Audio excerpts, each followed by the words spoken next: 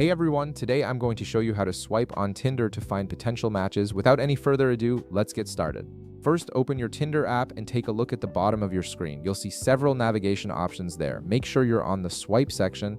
This is where all the action happens and where you'll be viewing profiles of other users in your area. If you're on a different tab, just tap on the swipe icon to switch over. Once you're in the swipe section, you'll immediately start seeing other people's Tinder profiles.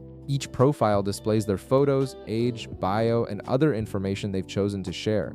Take a moment to look through their profile by tapping on the screen or swiping up to see more photos and read their full bio.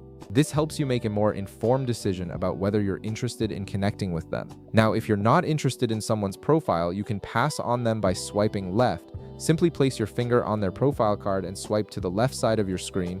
This tells Tinder you're not interested and that person won't know you passed on them. Don't worry, this action is completely private and you'll move on to the next profile immediately. On the other hand, if you do like someone and want to match with them, swipe their profile to the right. This sends them a like, and if they also swipe right on your profile, you'll create a match. Once you match, you'll be able to start a conversation with them through Tinder's messaging feature. This is the core mechanic of Tinder and how most connections are made on the platform.